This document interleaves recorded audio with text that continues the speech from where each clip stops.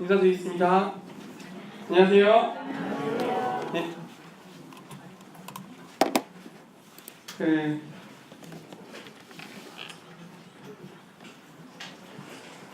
찬양을 드리면서 이 찬양 엄청 옛날 찬양이거든요. 아시죠? 네. 저 중학생 때도 이 찬양 들었어요. 20년 됐는데 그때도 찬양 드리면서 기억은 안 납니다만 눈물도 흘리고요. 뭐 그랬던 것 같아요. 중학생이 무슨 삶에 고민이 있다고. 네, 죄송합니다. 근데 남녀노소를 불문하고 자기 삶에 이 어려움들이 있고 그것 때문에 힘들어하고 또 찬송을 통해서 이렇게 내 마음을 위로해 주시는 것 같은 생각을 또 모두가 하게 되고 그런 것 같아요. 우리 사람은 다 이렇게 참 우리 삶이 정말 남녀노소를 불문하고 수고와 슬픔이 가득한 것 같습니다. 어떻게 해야 할까? 우리 주 예수 그리스도를 만나셔야 되죠. 네. 오늘 9월 달인데요. 이제 날씨도 좀 선선해지고 다음 주면 이제 추석 연휴입니다. 다들 이제 5일 맞죠? 5일의 연휴 토요일부터 수요일까지 기대하고 계실 것 같은데요.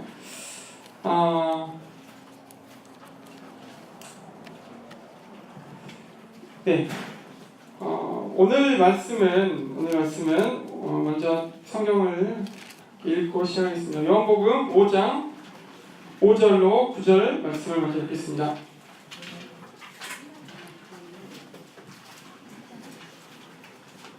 요한복음 5장 5절로 9절입니다.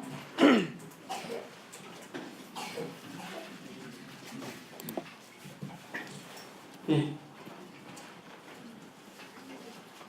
우리 성도님도 잘 아시고 또 우리 주일학생들도 잘 아는 이야기 같아요. 자, 5절.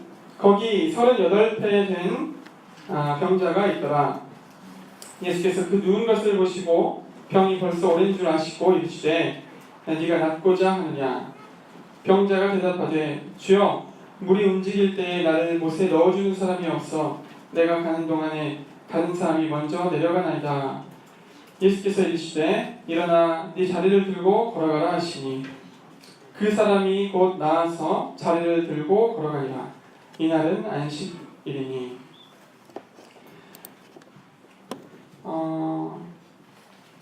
때는 유대인의 명절이었습니다. 제가 앞부분부터 읽지 않았습니다. 잘 아시는 내용일 거라 생각하고 그리고 또 안식일이기도 했습니다. 예. 어떤 명절인지는 정확히 나와있지 않고 장소는 예루살렘이었어요. 예루살렘에 이 양문이라고 하는 그 문 곁에 있는 이 조그마한 못이었습니다. 베데스다라고 하는 못. 어떤 상황인지 보시면 이곳에 많은 병자들이 있습니다. 소경들, 절뚝발이들, 중풍병자들, 이런 사람들이 모여 있고 이곳에 예수님께서 계신 상황입니다. 많은 사람들이 모여 있어요. 그리고 그 가운데 예수님 계시는데 이런 그 병자들, 이런 그 몸에 장애를 갖고 있는 이 분들, 그들의 이러한 병이 다 그들의 이 죄 때문이라고 보기는 물론 어렵겠습니다. 그들이 저지른 죄 때문에 그런 장애가 있다고 보기 어렵지만 어쨌거나 그들의 이러한 모습을 보면 정말 힘없고 무능력하고 불완전하고 무익하고 이러한 우리 죄인들의 모습을 보여주는 것 같습니다. 그래서 그들의 마음의 소망은 이러한 장애로부터, 이러한 질병으로부터 나는 것이죠. 그래서 그들의 시선이 모두 이 연못, 이못에 물을 향해 있었습니다. 뭐 정확히 알 수는 없지만 이 못에 천사가 내려와서 그 물을 이렇게 움직이게 할 때 그곳에 먼저 들어가게 되면 병을 낫게 되는 아주 이해할 수 없는 기이한 치유의 역사가 일어나는 곳이었기 때문에 많은 병자들이 자기 병 낫기를 바라면서 이곳에 모여들었습니다. 모든 능력의 근원이신 예수님이 사실은 그곳에 있었지만 이 병자들은 하나같이 그 소망 없는 그 불확실한 그 물을 바라보면서 내가 이곳에 빨리 들어가야겠다 라고 하는, 그러면 나을 수 있겠거니 하는 이런 일종의 희망 고문을 당하고 있었습니다. 어쩌면 그들은 예수님을 바라볼 여유가 없었을 것 같아요. 예수님보다 저 움직이는 저 물, 언제 갑자기 물이 움직일지 모르니까요. 뭐 명절 때, 뭐 안식일날, 이게 아니라 언제 움직일지 모르니까 계속 거기를 주시하고 있는 이런 상황들.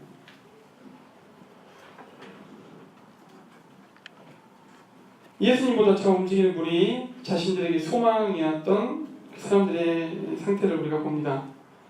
그래서 그들의 삶이 참 비참하고, 또 이들을 통해서 우리가 영적인 눈이 가려져 있는 믿지 않는 우리들의 모습을 또 볼 수 있습니다. 아무튼 그들은 그런 상태에 있었습니다. 오늘 수많은 사람들이 학업에, 공부에, 직업에, 부에, 명예에, 쾌락에 기대서 소망을 두고 살아갑니다. 그래서 재산 증식, 요즘에 부동산이 아주 핫 이슈더라고요. 직장만, 노년을 위해서 내가 어떻게 재산을 모아둘 것인가, 이것이 삶의 목적이 되고, 우리나라 사회가 점점 어려워지고 있는 것 같긴 합니다. 그래서 결혼해서 아이 낳고 사는 것도 이 평범한 삶조차도 사람들에게 꿈이 되어버린,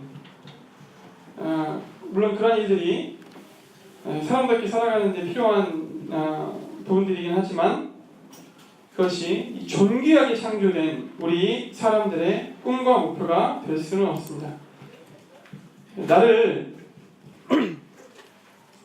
지금의 이 상태보다 더 낫게 해줄 수 있는 그 대상이 하나님이 아니라 저 움직이는 물이라고 믿는 그 병자들의 모습을 우리가 보고 있어요. 어쩌면 예나 지금이나 크게 다름이 없어 보입니다. 오늘날로 치면 예수님이 아니라 부동산, 예수님이 아니라 취업, 예수님이 아니라 돈, 예수님이 아니라 종교, 봉사활동, 선행, 자선사업. 그러나 이러한 것들이 우리를 구원해 줄 수 없습니다. 예수님이 아니라 내 마음, 내 뜻대로 살아가는 이 삶의 방식, 이것이 정답이라고 믿고 사는 이런 모습, 많이 닮아있죠? 38배 된 병자가 있습니다. 예수님이 이 당시에 30대 초반으로 추정하니까요, 예수님께서 이 땅에 사람의 육신의 몸으로 오시기도 전부터 아마 병을 앓았을 것인데, 예수님은 그의 상태를 다 알고 계셨습니다. 그래서 그를 불쌍히 여기시면서 그에게 물으셨습니다. 6절 하반절에 네가 낫고자 하느냐, 네가 낫고자 하느냐. 예수님은 이 병을 낫는 것이 그의 오랜 소원임을 당연히 아셨습니다. 그리고 그가 베데스다 연못가에서 수년간 느꼈을 이 기대감 또는 실망감, 괴로움, 자신의 무능함, 이런 절박함을 이미 다 아셨지만 예수님은 물으십니다. 뭐라고요? 네가 낫고자 하느냐. 이미 다 알고 계시지만 마치 예수님은 그 38년 된 병자의 그의 고백과 저를 좀 낫게 해주십시오. 저 좀 낫고 싶습니다. 라고 하는 이 요청을 바라고 기다리고 계시는 것 같습니다. 근데 저는 정말 낫고 싶은데 제 힘으로는 안 되네요. 어떻게 해야 됩니까? 저 좀 도와주십시오. 이렇게 나오기를 바라시는 것 같아요. 네가 낫고자 하느냐? 물으십니다. 우리가 생각하고자 하는 우리 영혼의 구원, 이것은 하나님의 은혜와 긍휼입니다. 이것은 우리가 언제든지 마음만 먹으면 따낼 수 있는 자격증거 같은 것이 아니죠. 하나님 앞에서 고침을 받는 것은 우리의 의지로 되는 것이 아닙니다. 우리의 의지로 구원을 받을 수 있는 것은 아니지만 하나님께서 우리를 구원하시기 전에 우리 사람 편에서의 의지를 사용하십니다.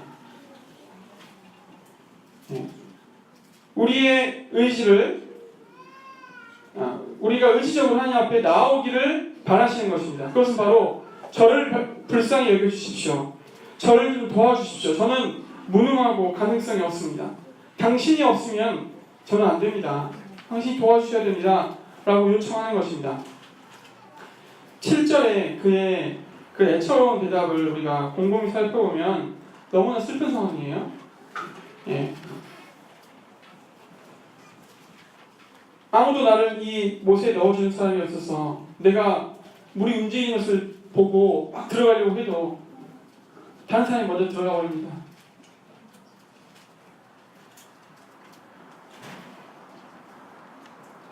이 질병으로부터 구원받고자 다른 사람들 기대해봤지만 의지해봤지만 실망뿐이었습니다. 자신의 그 물속에 들어가려고 하는 이러한 노력, 또 사람들에게 혹시 동정을 입어서 그들의 은혜를 입어서 물에 들어갈 수 있을까 하는 이러한 사람들을 향한 기대, 이것이 모두 다 헛되었습니다. 아무런 소용이 없었습니다. 우리 인생이 걸려있는 이 질병, 하나님을 떠나서 우리의 고집과 욕심을 따라서 마음대로 살고자 하는 이 경향성, 뭔가 열심히 옳다 여기는 바를 위해서 부지런히 달리고는 있는데 허공을 치는 것과 같고 채워지지 않는 이 마음의 우리 텅 빈 빈자리, 이것 때문에 오늘도 여전히 만족이 없는 이러한 우리들의 모습, 38년 된 이 병자의 모습은 바로 우리의 그런 모습을 대표하고 있는 것 같습니다. 우리 눈에 지금 이 가시적으로 이렇게 보이지 않아서 그렇지 그런 병자가 내 앞에서 이렇게 호소한다고 생각해 보십시오. 얼마나 동정이 가겠습니까? 제가 최근에 애들하고 산책을 나갔는데 고양이가 한 마리가 가더라고요. 저는 마음이 좀 차가워서 그런가 동물들을 안 좋아해요. 이상해요. 무서워하고 아무튼 안 좋아해요. 안 좋아합니다. 고양이 지나가는 거 요즘 우리나라는 뜰고양이 많잖아요. 그래서 가나보다. 근데 보니까 다리를 쩔룩쩔룩 하는 거예요. 다리를 쩔룩쩔룩 하면서 그 다리를 유심히 보니까 이게 아마 골절된 것 같아요. 뭔가 이렇게 뼈에 문제가 생긴 것 같아요. 그래서 얘가 너무 불쌍한 거예요. 네? 동물을 전혀 안 좋아하는 저도 그걸 보니까 너무 불쌍하고 막 도와주고 싶은 겁니다. 근데 어떻게 도와줘요? 가서 만질 용기도 없고요. 그래서 그냥 갔어요. 그냥 갔습니다. 그 고양이가 이렇게 눈앞에서 이렇게 쩔뚝거리며 걷는 모습이 너무나 불쌍한 겁니다. 너무나 불쌍해 보였어요. 내가 좋아하지 않는 저런 동물도 이렇게 불쌍하고 정말 내가 이렇게 어떻게 하면 낫게 해줄 수 있을까 이런 마음이 드는데, 우리 사람이 완전히 하나님 앞에서 병이 들었단 말입니다. 완전히 타락했어요. 병들어 죽어가는 우리 사람들을 하나님께서 얼마나 동정의 눈으로 바라보고 계실까. 예수님께서 그 38년 된 병자를 바라보는 눈빛이라고 한번 생각해 보십시오. 이것은 감상적으로 꾸며낸 이야기가 아니고 실제 하나님께서 우리를 향해 갖고 계신 마음이라고 했습니다. 이사야 49장 15절에는 여인이 어찌 그 젖먹는 자식을 잊겠으며 자기 태에서 난 아들을 긍휼히 여기지 않겠느냐. 그들은 혹시 잊을지라도 나는 너를 잊지 않을 것이다. 이렇게 말씀하셔요. 여러분이 믿건 믿지 않으시건 간에 하나님은 우리를 창조하시는 분이시고 우리의 아버지이시고 우리 영혼의 주인이십니다. 그래서 그분은 우리를 하나하나 기억하시고 잊지 않으시고 긍휼을 베푸셔요. 여호와께서는 은혜로우시며 긍휼이 많으시도다. 또 성경에 보면 아비가 자식을 긍휼히 여김같이 하나님께서 우리를 긍휼히 여기신다. 저도 저희 자녀들 멀쩡한데 너무 불쌍한 거예요. 왜 불쌍한지 모르겠어요. 그냥 긍휼한 마음이 들어요. 그냥 이게 아끼고 어떻게 저 조그마한 것이 저렇게 밥 달라고 울고 다쳐서 울고 그냥 불쌍해 보이는 겁니다. 근데 자식이니까 하나님께서 우리를 긍휼히 여기십니다.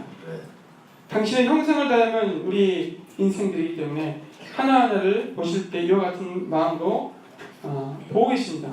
하나님의 마음이 그런다고 할 것 같으면 우리가 진정으로 하나님 앞에 우리의 병을, 우리의 문제를 가지고 나아갈 때 하나님께서 우리의 음성을 듣지 않으시겠습니까? 우리의 기도를 외면하시겠냐고요. 왜 슬퍼하고 왜 절망하고 낙담하느냐. 나에게 나아와라. 주님은 이렇게 말씀하고 계신 것 같아요. 문제는 아직도 우리 마음에 이러한 38년 된 이 병자와 같은 그가 가졌던 그런 간절함이 없다는 것이죠. 우리 하나님은 우리를 하나님 앞에 모두 죄인이라고 말씀하셨습니다. 모든 사람이 죄를 범하였음에 하나님의 영광에 이르지 못하더라.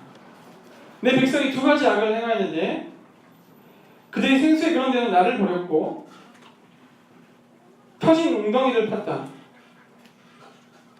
의인은 하나도 없고 모두 다 악에 치우쳐 있다. 우리의 정말 선한 노력과 행위도 하나님 앞에서는 누더기 없을 것 같다. 우리는 죄 가운데서 태어나서 무수히 죄를 짓고 살아갑니다.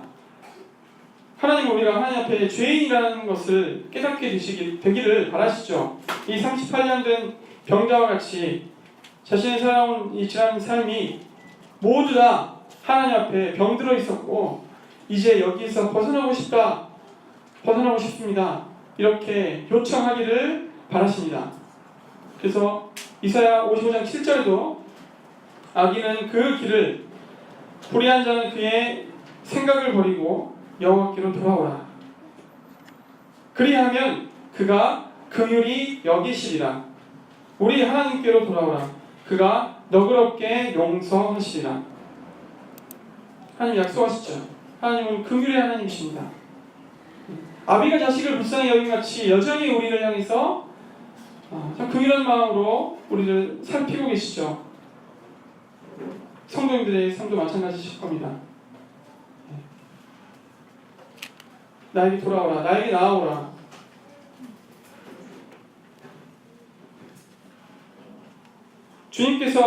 예수님께서 다음에 하신 말씀을 살펴보겠습니다. 8절 예수께서 이르시되 일어나 네 자리를 들고 걸어가라 하시니 일어나 네 자리를 들고 걸어가라. 예수님은 일어날 뿐만 아니라 걸어가기를 바라셨습니다.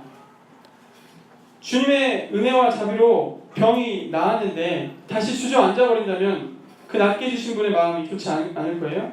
이 38년 된 병자의 이 병을 우리가 죄라고 생각했을 때 죄에서 이제 해방을 받고 난 후에 다시 이 죄에 갇혀서 비참하게 살지 말고 죄로부터 해방을 받은 사람답게 이렇게 살 것을 요구하시는 것 같습니다. 그래서 그는 기뻐 뛰었습니다. 힘차게 걸어갔습니다. 너무 기뻐가지고 자신을 낫게 해주는 은인에 대해서 알아보고 묻지도 않고 일단 갔어요. 일단 갔습니다. 걷다가 다시 와보니까 예수님이 안 계셨어요. 예수님이 자기 몸을 피하셨습니다. 그의 마음에 질문이 있었을 겁니다. 이분이 누구실까? 그런 질문이 그의 마음에 분명히 있었을 겁니다.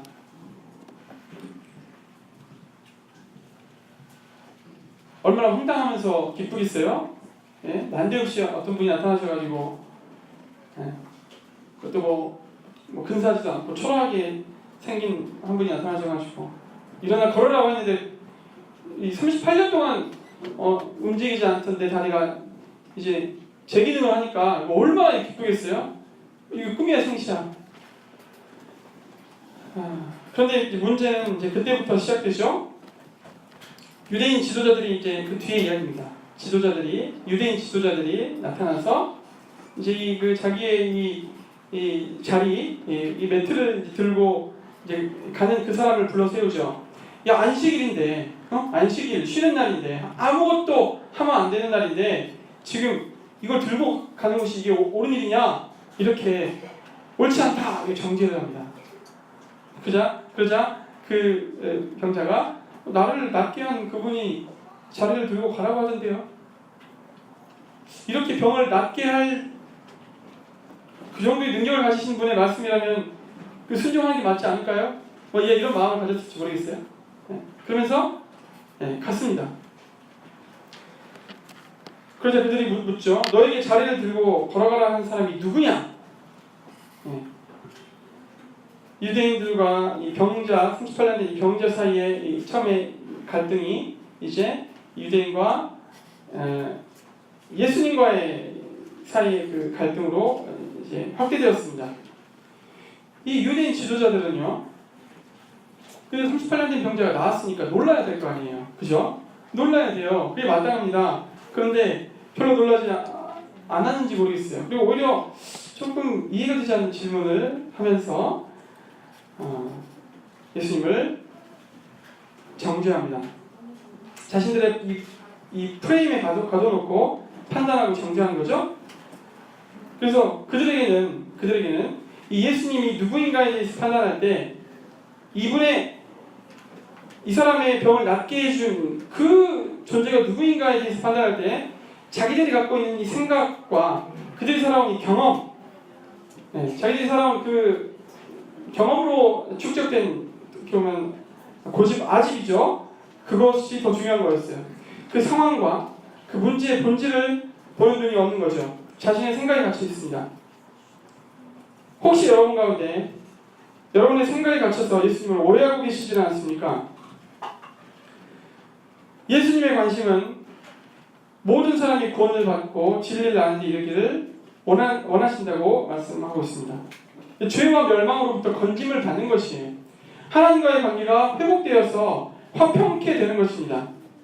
천국에 가까웠으니 회개하고 복음을 믿으라.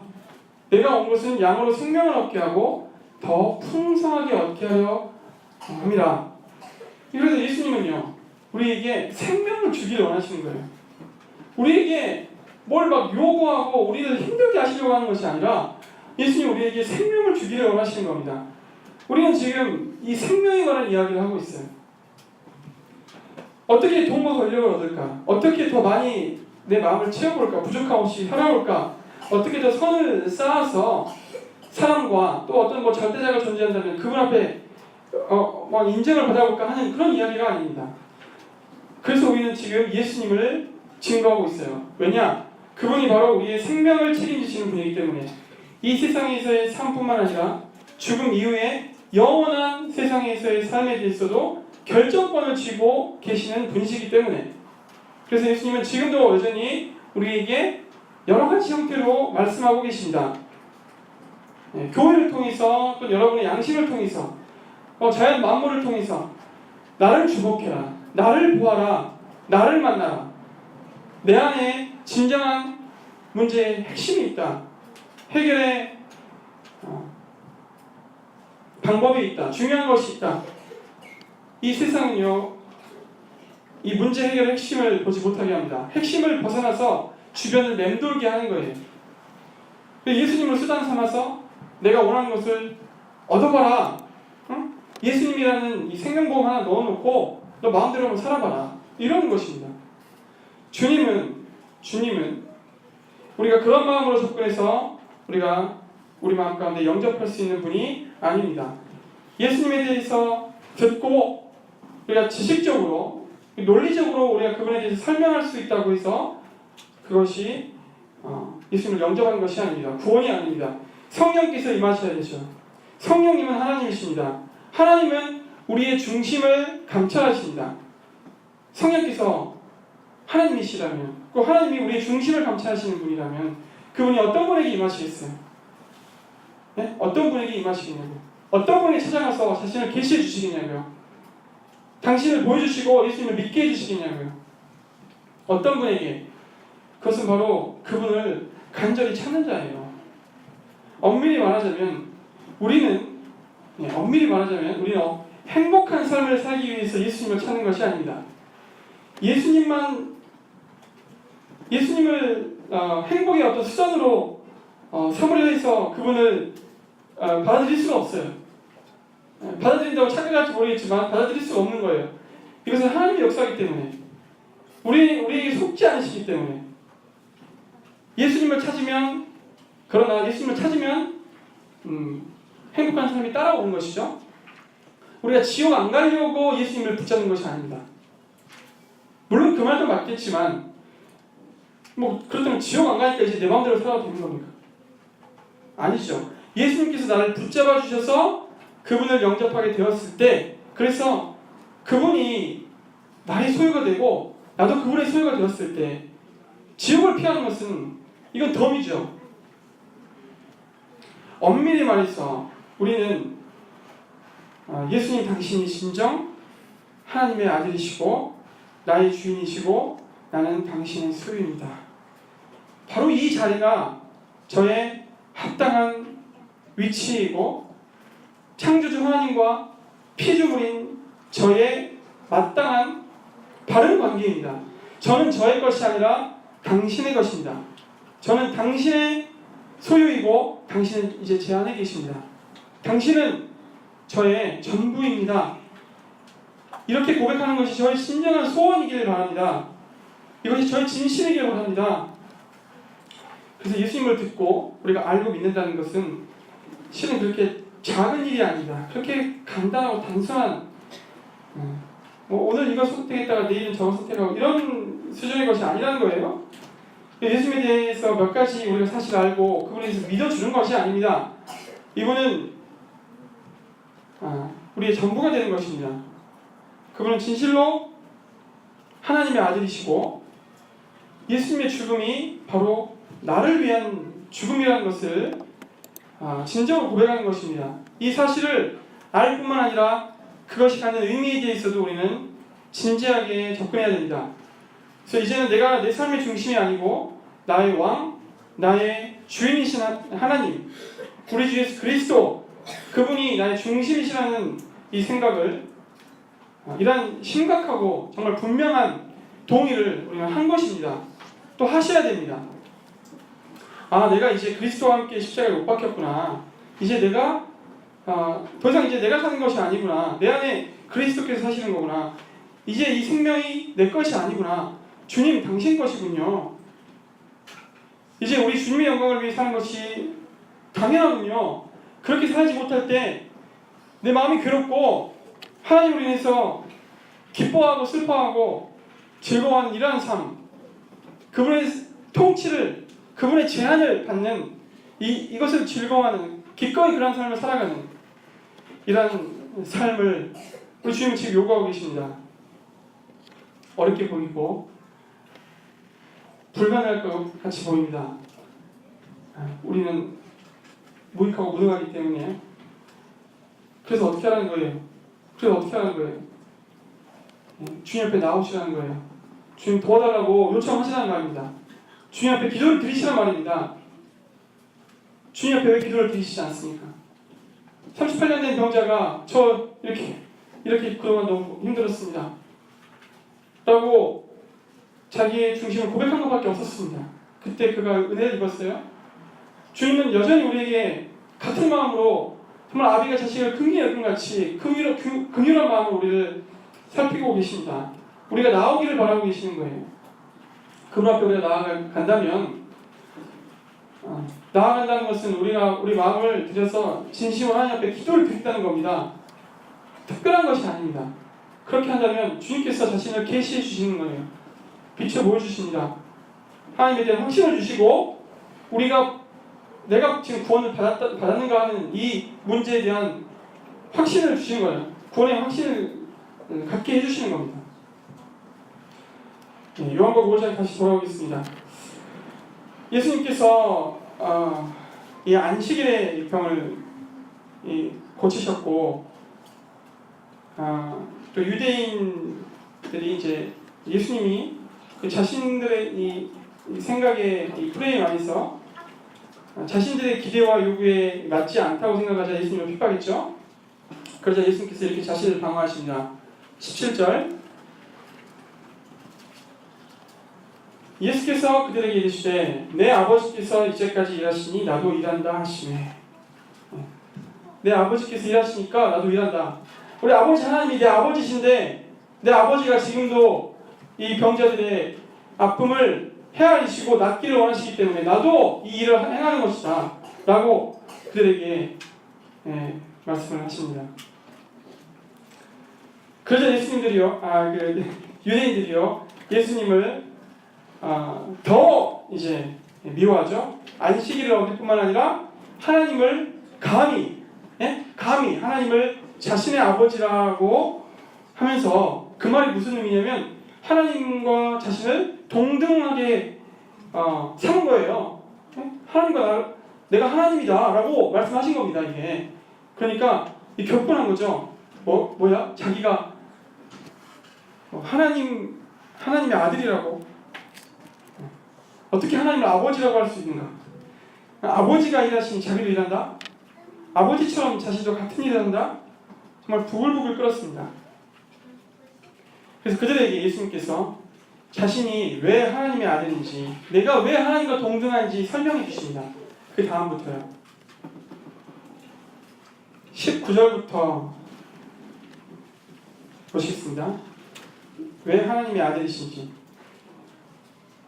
제가 발췌해서 읽겠습니다. 아들이 아버지께서 하시는 일을 보지 않고는 아무것도 스스로 할 수 없나니. 아들이 아버지께서 하시지 않는 일을 보지 않고는 아무것도 스스로 할 수 없나니. 우리 자녀들도 아버지 어머니를 거짓말같이 닮아있죠. 아버지 행동을 어머니의 행동과 아주 사소한 습관까지도 닮아 있는 모습을 보면서 깜짝깜짝 놀라실 겁니다.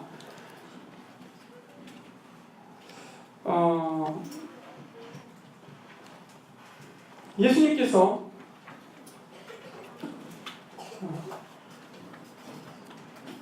스스로 무슨 일을 할 수 있는 능력이 없다고 하시는 게 아니죠. 내가 스스로 무슨 일을 할 수 있는 능력이 없다는 것이 아니라 그 아버지께서 하시는 것만을 할 정도로 나는 하나님 아버지와 일치되어 있다. 나는 하나님 아버지께서 하시는 그 일만을 쫓아 한다. 그분의 뜻에 온전히 순종한다. 그분의 뜻을 벗어나 행하지 않는다. 그러므로 나는 하나님과 동등하다. 이렇게 말씀하십니다. 그렇죠? 그분의 뜻을 그대로 행하시는 거죠. 한치도 어긋남이 없는 것입니다. 그렇기 때문에 하나님과 동등하다고 주장하십니다. 20절 보시겠습니다. 하나님 아버지의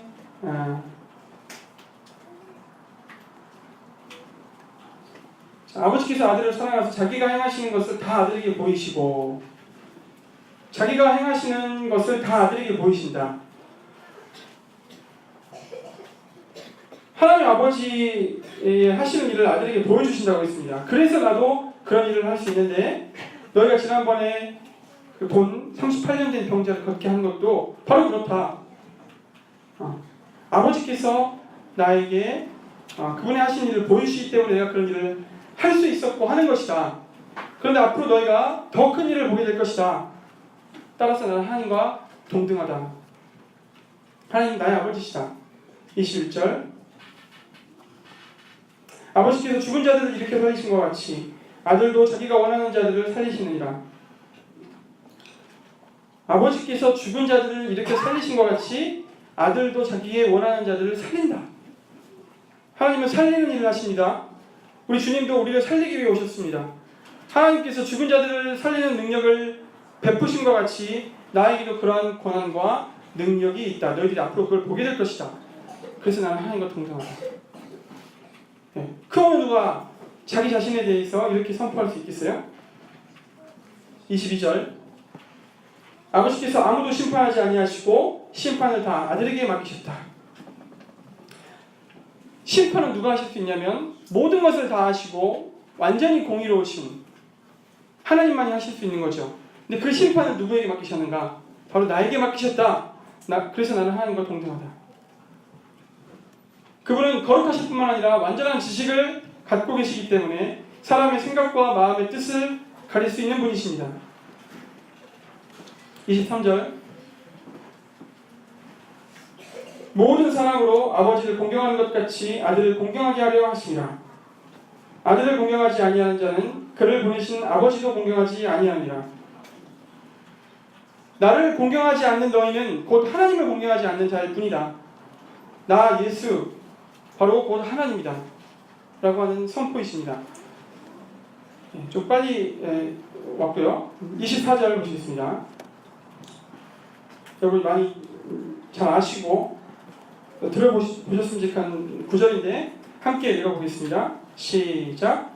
내가 진실로 진실로 너희에게 이르노니 내 말을 듣고 또 나 보내신 이를 믿는 자는 영생을 얻었고 심판에 이르지 아니하나니 사망에서 생명으로 옮겨내리라. 내가 진실로 진실로 너에게 이른다. 진실로 진실로. 우리가 믿기로 하나님이신데 이분이 진실로 진실로 말씀하십니다.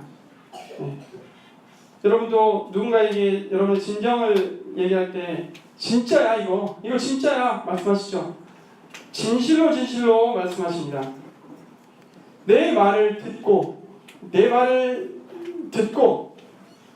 듣는다는 것은 여러분이 지금 하나님 말씀을 듣는 것이죠. 그것도 포함됩니다만 그냥 그 사운드 그냥 소리를 듣는 것에 그치는 것이 아니라 그 말씀을 듣고 정말 그런가 하고 생각하고요. 아 그렇구나 받고 믿고 그 말씀에 순종하는 것을 의미합니다. 그냥 소리를 듣는 게 아니라 그 말씀을 들었을 때 그 말씀을 받는 거죠. 아 정말 그런가 보다. 그리고 그것을 믿는 거예요. 아 이거 정말 하나님의 말씀인가 보구나. 그리고 그것을 하나님의 말씀이니까 그 권위에 순복해서 순종하는 것이죠.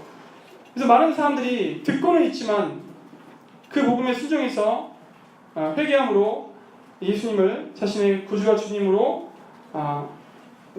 순종하며 나아가지는 않는 것 같아요. 내 말을 듣는다는 것은 그런 것입니다.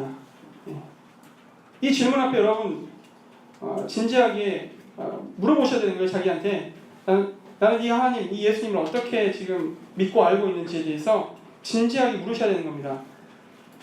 그래서 정말 그분이 믿어지고 그분 앞에 순종이 되는가 점검하셔야 돼요. 자, 그리고 또 나 보내신 이를 믿는 자라고 합니다. 나 보내신 이를 믿는 자. 예수님을 누가 보내셨죠? 하나님. 우리 마음에 의문이 생깁니다. 그러면 하나님을 믿으면 된다는 말인가? 하나님 믿으면 된다는 말인가 보구나. 이렇게 생각하실 수 있는데 어떻게 표현하셨냐면 자, 나 보내신 이라고 했습니다.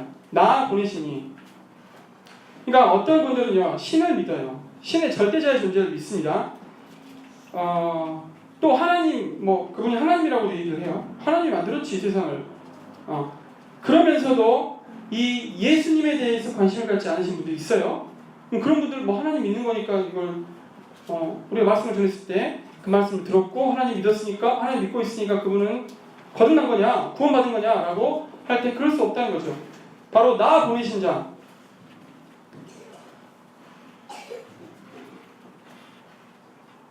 나 보내신 이를 믿는 자. 이 말은 바로 이 예수 그리스도를 이 세상에 보내신 하나님. 강조점이 어디냐면 예수 그리스도를 보내신. 다시 말해서 하나님께서 예수 그리스도를 우리의 구주로 세상에 보내셨다고 하는 것입니다. 이것을 믿는 거예요. 예수님의 죄를 사하는 권세가 예수님의 가진 이 모든 권능이 하나님께로부터 말미암았다. 이것이 다른 어떤 존재가 아니라 하나님께로부터 말미암았다는 것을 믿는다는 의미입니다. 이해되십니까? 하나님을 경배한다 하면서도 예수님을 하나님 인정하지 않는 사람들이 많이 있잖아요. 이슬람 그들이 말하는 하나님이 우리가 말하는 하나님과 같지 않은 것 같아요. 하나님을 얘기합니다. 몰몬, 여호와 증인 다 하나님 인정합니다. 하지만 예수님을 인정하지 않습니다. 그래서 이 나 보내신 이를 믿는 자라는 말은 바로 하나님께서 이 예수 그리스도를 보내셨다. 예수 그리스도 나를 보내신 분은 바로 하나님이시다. 이 권세가 하나님께로부터 말미암았다. 나는 하나님의 아들이다. 라고 하는 것이죠. 이것을 믿는 자.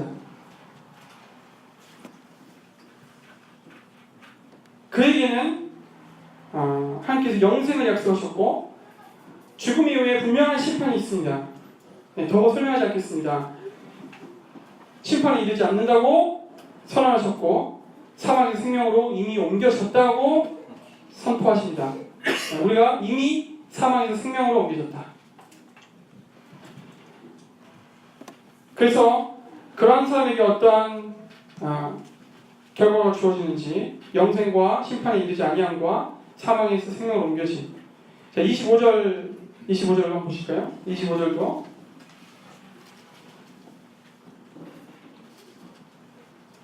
진실로 진실로 너희에게 이르노니 죽은 자들이 하나님의 아들의 음성을 들을 때가 오나니 곧 이때라.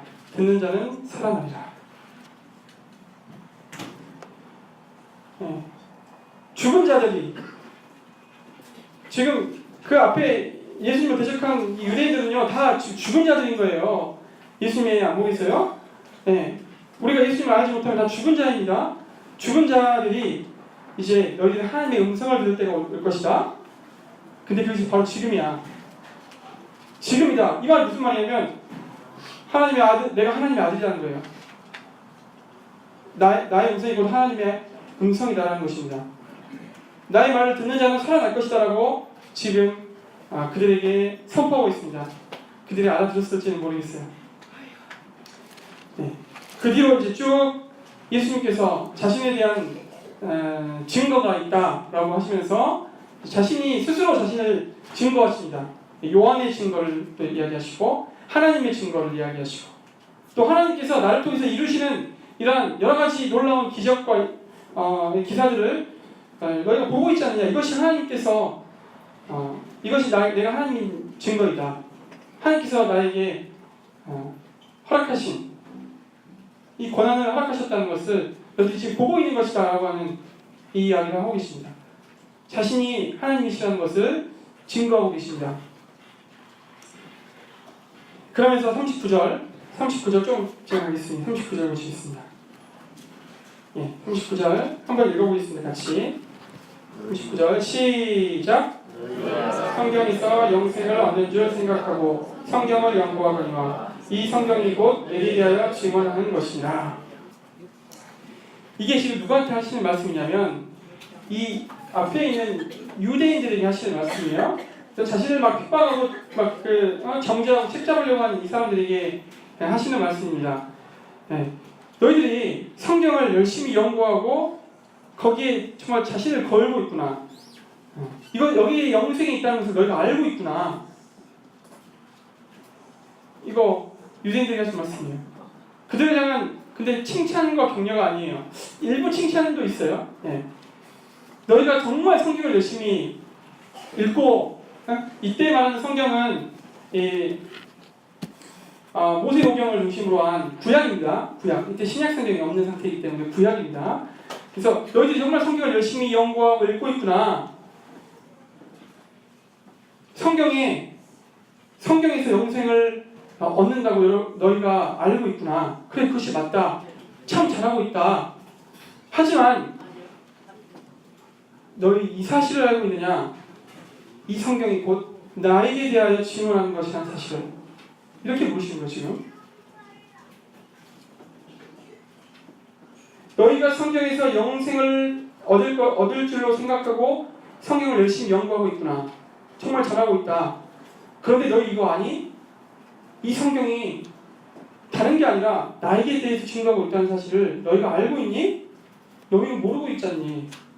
너희 모르고 있다. 이 성경 나에 대한 것이다. 계속 예수님께서 자신에 대해서 증거하고 계신 거예요.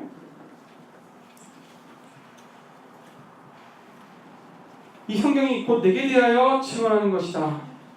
그런데 이상하게도 너희는 성경을 열심히 연구하고 율법대로 살려고 애쓰고 38년 된 병자가 안식일에 저렇게 자기 매트 들고 걸어갔다고 정죄하고 이렇게 하고 있는데 그 성경의 진정한 의미, 핵심 주제 바로 나 예수 그리스도에 대해서는 별로 관심이 없구나 정죄하시는 거예요. 지금 영생이 나에게 있는데 내게 오기를 원치 않는구나. 그 다음 절에 이어집니다. 너희가 영생을 얻기 위해서 내게 오기를 원하지 않는다.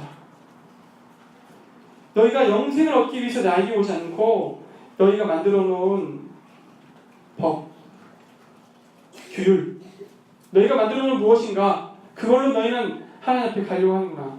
그걸 통해서 영생을 얻고자 하는구나. 하지만 그게 아니다. 바로 나다. 나. 네. 예수 그리스도다. 그런데 너희가 나에게 오기를 원하지 않는구나. 나에게 별로 관심이 없구나. 우리 가운데 우리 열심과 노력과 선한 행위로 하나님 앞에 의롭다함을 얻고자 하는 분 당연히 없으리라 믿습니다. 자신이 그렇게 생각하지 않지만 또 알게 모르게 우리 행위를 의지하고 예수님을 아는 것에 관심을 두지 않고 있다면 여러분 핵심을 놓치고 계신 거예요. 너희가 영생을 얻기 위하여 내게 오기를 원하지 않는다. 유대인들은 영생을 얻기 위해서 예수 그리스도께 나오기를 원치 않았습니다. 사람들이요, 잘 들으십시오. 사람들이 우리 주 예수 그리스도를 영접하지 않는 가장 큰 이유는 복음이 어렵다거나 내가 성경 공부를 하기 싫다거나 많은 노력이 필요해서 이게 아니고 바로 여러분의 마음입니다. 여러분의 의지가 없는 것입니다.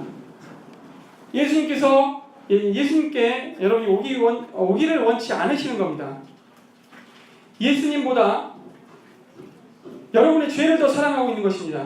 여러분의 악한 그 길을 포기하는 데서 돌이키지 않으려고 발버둥 치고 계시는 것일 뿐입니다. 여러분의 마음을 정직하게 살피십시오. 42절에도 유사한 말씀이 나옵니다. 42절 보실까요? 다만 하나님을 사랑하는 것이 너희 속에 없음을 아노라. 하나님을 사랑하는 것이 너희 속에 없다. 너희가 하나님을 입으로는 알고 부르고 있다가는 교회도 나오고 말씀도 듣는다고 앉아있다고 한다마는 너희 속에 하나님을 사랑하는 것이 없구나. 사람들이 하나님의 아들을 영접하지 않는 이유는 하나님을 사랑이 없기 때문에, 하나님보다 내 자신을 더 사랑하기 때문에, 하나님보다 내가 더 중요하기 때문에, 이러한 완고함 때문에 돌이키지 않는 것입니다. 여러분 어떻게 생각하시겠습니까? 여러분 이제 어떻게 하시겠습니까? 정리하겠습니다. 예수님은 당신께서 하나님의 아들이라는 것을 선포하십니다. 다시 말해서 하나님의 권위를 입고 오셨다. 하나님의 뜻을 따라서 하나님의 계획과 그 뜻에 온전히 순종하기 위해서 오셨고, 그래서 하나님과 동등하시고 그분의 일을 이루셨습니다. 여러분이 잘 알고 계시는 십자가의 그 죽음을 통해서 그분은 우리의 죄를 용서하기를 원하셨습니다. 용서하셨습니다. 부활을 통해서 그것이 하나님으로부터 말미암았다는, 하나님께 인침을 받았다고 하는, 하나님의 승인을 받았다고 하는, 하나님께서 인정하시는 대속 구속이라는 사실을 부활을 통해서 보여주셨습니다. 또 예수님께서는 십자가에 달리시기 전에 이렇게 사람들을 통해서 자신을 계시하셨어요. 나는 하나님과 동등한 분이다. 하나님의 아들이다. 우리는 그럼 어떻게 해야 될까요? 요한복음 6장 28절 29절 한번 보시겠습니다. 요한복음 6장 28절 29절 같이 읽겠습니다. 28절 29절 시작. 그들이 묻되 우리가 어떻게 하여야 하나님의 일을 하오리까? 예수께서 대답하여 이르시되 하나님께서 보내신 이를 믿는 것이 하나님의 일이라 하시니. 한 말씀 더 보실게요. 40절입니다. 6장 40절 시작. 내 아버지의 뜻은 아들을 보고 믿는 자마다 영생을 얻는 이것이니 마지막 날에 내가 이를 다시 살리리라 하신다. 명백하게 나와 있습니다. 하나님의 아들이신 하나님의 대리자로 오신 예수 그리스도 그분을 보고 믿는 것, 그분을 여러분 가운데 여러분 마음에 구주와 주님으로 받아들이시는 것, 그것이 하나님께서 여러분이 바라시는 유일한 것입니다. 여러분의 구원과 관련해서요. 예수님께서 그의 제자들에게 물으셨습니다. 너희는 나를 누구라 하느냐? 시몬 베드로가 이 고백을 통해서 자신이 분명하게 거듭난 사람임을 드러내 보였습니다. 주는 그리스도시요 살아계신 하나님의 아들이십니다. 그분의 하나님의 아들이심을, 그분이 하나님이심을 인정한 것이죠. 그때 그는 이걸 통해서 그가 구원받았다는 사실을 우리가 짐작할 수 있습니다. 하나님의 아들이시라는 사실, 예수님께서 하나님이라는 사실. 그래서 그분의 죽음은 하나님의 죽음이 되는 거죠. 일개 한 사람의 죽음이 아니라 모든 사람의 죄를 대속하고도 남는 이 남음이 있는 이 넉넉하게 용서하시는 그런 하나님의 완전하신 하나님의 죽음이시고 그분의 부활이 우리의 죄를 용서하셨다는 사실을 확실하게 도장 찍어주시는, 인쳐주시는 부활이 된다는 사실 우리가 확실할 수 있는 겁니다. 그분이 하나님의 아들이시기 때문에, 그분이 하나님이시기 때문에 나는 부활이요 생명이니 나를 믿는 자는 죽어도 살겠고 무릇 살아서 나를 믿는 자는 영원히 죽지 아니할 것이다. 그래서 너희가 믿느냐? 물으셨습니다. 동일하게 우리에게 물으십니다. 예수님께서 물으셨어요. 그죠? 그때 뭐라고 고백합니까? 마리아가? 주는 마르다입니까? 마르다인가요? 마리아? 예. 마르다였어요. 예. 마르다가 고백합니다. 주는 그리스도시요 세상에 오시는 하나님의 아들이십니다. 그걸 내가 믿습니다. 그 말은 당신은 하나님이십니다 라고 믿는 거예요. 우리의 구원이 어디 있습니까? 하나님께 있습니다. 바로 하나님이신 예수 그리스도께 있습니다. 그래서 예수님께서 내가 곧 길이요 진리요 생명이 나로 말미암지 않고는 아버지께로 올 자가 없다고 선포하십니다. 예수님에 대한 여러분의 입장이 핵심입니다. 이것이 남녀노소를 불문하고 여러분에게 가장 중요한 인생의 질문이 될 것이고 여러분이 반드시 해결하셔야 하는 질문입니다. 마음에 두시고 반드시 해결하시기를 바랍니다. 이것으로 마치겠습니다.